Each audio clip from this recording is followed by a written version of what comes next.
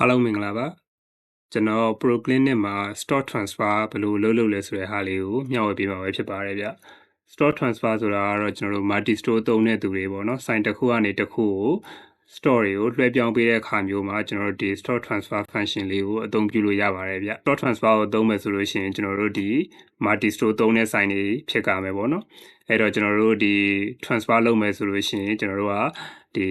ဘယ်ဆိုင်ကနေဘယ်ဆိုင်ကို transfer လုပ်မှာလဲပေါ့နော်ဒါလေးတွေကျွန်တော်တို့ရွေးပေးဖို့လိုတယ်ဥပမာကျွန်တော် warehouse ကနေပြီးတော့မှဒီ branch 2ကို stock transfer လုပ်ချင်တယ်ဆိုလို့ရှိရင်ကျွန်တော်ပထမဆုံး warehouse ကို select လုပ်ပေးရမယ်ပေါ့နော်ကျွန်တော်ဒီ cash in hand တွေပါတွေကတော့ဒီအယောင်းတွက်ပဲလိုတာဆိုတော့ကျွန်တော်တို့ transfer လုပ်မဲ့သူကစိတ်နေပါတွေဖွင့်စရာမလိုဘူးဒါဆိုကျွန်တော် warehouse ကို select လုပ်ပြီးပါပြီ warehouse ကို select လုပ်လိုက်ပြီဆိုလို့ရှိရင်ကျွန်တော်ဒီမှာ transfer ဆိုတဲ့ menu လေးရှိတယ်ပေါ့နော်အဲ့ထဲမှာကျွန်တော်တို့ list transfer ကိုတွားကြည့်လို့ရတယ်ဒါဆိုရင်ကျွန်တော် warehouse ကနေပြီးတော့မှတခြားဆိုင်တွေကိုကျွန်တော် transfer လုပ်ထားတဲ့ list တွေကိုဒီမှာတွေ့မြင်ရပါမယ်ဗျအကယ်ကိုက transfer အသစ်လုပ်မယ်ဆိုလို့ရှိရင်ကျွန်တော်ကဒီမှာ add ဆိုတဲ့ကောင်လေးကိုနှိပ်ဒီ from store မှာတော့ကျွန်တော်တို့ရွေးထားတဲ့ warehouse ကတခါတည်းတန်ပေါ်နေလိမ့်မယ်to store မှာတော့ကျွန်တော်တို့လွှဲပေးမယ်ဥပမာ branch 2ကိုလွှဲပေးမှာဖြစ်တဲ့ဆိုတဲ့အတွက်ဒီကိုရွေးပေးမဲ့ဆိုင်ကိုဒီမှာရွေးပေးရမယ်ပြီးကျွန်တော်တို့ဒီဘာပစ္စည်းကိုလွှဲပေးမှာလဲပေါ့နော်အဲ့တော့ကျွန်တော်ဒီမှာနမူနာတစ်ခုအနေနဲ့ဒီ list product ရဲ့ဒီ sale လေးကိုကျွန်တော်တို့ transfer လုပ်ပေးမှာပေါ့နော်အခုဒီဘက်မှာဆိုလို့ရှိရင် warehouse မှာသူက8900ရှိရဲအဲ့တော့ကျွန်တော်အလုံး900ကို branch 2ကိုလွှဲပေးလိုက်မယ်ပေါ့ဒါဆိုရင်ကျွန်တော်အစွန်းအတွက်ဖြစ်တဲ့ကျွန်တော်900ကိုဒီ branch 2ကိုလွှဲပေးမယ်ဒီ reference နံပါတ်တွေလို့ကျွန်တော်တို့ attachment တွေ note တွေကတော့ကို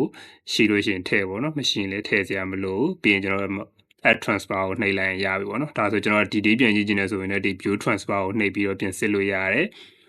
ဒီမှာဆိုလို့ရှိရင်ကျွန်တော်တို့အလုံးဘလောက်လွှဲထားရဲဆိုတဲ့ဟာကိုဒီမှာပြထားပေးရပေါ့နော်အဲ့တော့ကျွန်တော်တို့ကကြတော့ဒီ transfer လုပ်ပြီးသွားလို့ရှိရင်အကယ်၍ကိုကမှားလွှဲမိတယ်လို့ဘာလို့ဆိုလို့ရှိရင်တော့ကျွန်တော်ဖြတ်လို့မရဘူးအဲ့ကြရင်ဘာပြန်လုပ်ပေးရမလဲဆိုတော့ပြောသလို branch 2ကိုရင်ဒီကောင်ကို unselect လုပ်ပေါ့နော်ဒီကောင်ကို unselect လုပ်ပြီးပြီဆိုတော့မှကျွန်တော် branch 2ကိုပြန်ရွေးပေါ့နော်ရွေးပြီးတော့ဒီ warehouse ကိုပြန်လွှဲပေါ့အကယ်၍မှားလွှဲမိရဆိုလို့ရှိရင်တစ်ဖက်ဆိုင်ကနေကိုစီကိုပြန်လွှဲပေးရမှာပေါ့နော်ကျွန်တော်ဒီ transfer တွေဘာတွေကိုပြင်တာတွေဖြတ်တာတွေတော့ပေးမလုပ်ထားဘူးအကယ်၍မှားလွှဲမိရဆိုလို့ရှိရင်ဟိုဘက်ဆိုင်ကနေဒီဘက်ကိုပြန်ပြီးတော့ stop ပြန်လွှဲပေးရမယ်ပေါ့ပြီးသွားပြီဆိုလို့ရှိရင်ဒါအခုကျွန်တော်တို့ transfer ကိုလုပ်ပြီးသွားပြီဒါဆိုလို့ရှိရင်အဲ့ဒီ sale မှာကျွန်တော်တို့ဘယ်လောက်ဖြစ်သွားလဲဆိုတာကျွန်တော်ဒီမှာပြန်ကြည့်လို့ရတယ်ဒါဆို8900ကနေပြီးတော့8000ပဲကျန်တော့တယ်ဆိုကျွန်တော်တို့လွှဲပေးလိုက်တဲ့ branch 2မှာရော store တိုးသွားလားပေါ့နော်ဒါဆိုရင်ကျွန်တော်ဒီမှာ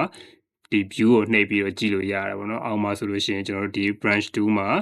အလုံး900ရောက်သွားတယ်ပေါ့အဲ့တော့ကျွန်တော်တို့ကဒီ list product မှာလည်းပြန်စစ်လို့ရတယ်လို့ကျွန်တော်တို့ဒီbranch 2မှာလည်းသွားပြီးတော့ပြန်စစ်ကြည့်လို့ရတယ်ပေါ့နော်ဒါဆိုလို့ရှိရင်ကျွန်တော်တို့ branch 2ထဲမှာ900ပေါ့ဒါကတော့ကျွန်တော်တို့store ကိုဘယ်လိုပုံစံမျိုးနဲ့စစ်လို့ရတယ်ဆိုတဲ့ဟာလေးကိုလည်းဒီမှာဒီ product view ကနေပြီးတော့နှိပ်ကြည့်လို့လည်းရတယ်နောက်ဒီမှာကျွန်တော်တို့branch တွေကိုရွေးပြီးတော့လည်းဒီမှာပြန်ကြည့်လို့ရတယ်ပေါ့နော်ဘယ်ဆိုင်မှာ store ဘယ်လောက်လက်ကျန်ကျန်နေဆိုတဲ့ဟာကိုဒါကတော့ကျွန်တော်တို့ဒီ store transfer နဲ့ပတ်သက်ပြီးတော့ဒီ Proclinic software မှာဘယ်လိုလုပ်လဲဆိုတဲ့ဟာလေးကိုကျွန်တော်မျှဝေပေးခြင်းပဲဖြစ်ပါတယ်ဗျအားလုံးကျေးဇူးတင်ပါတယ်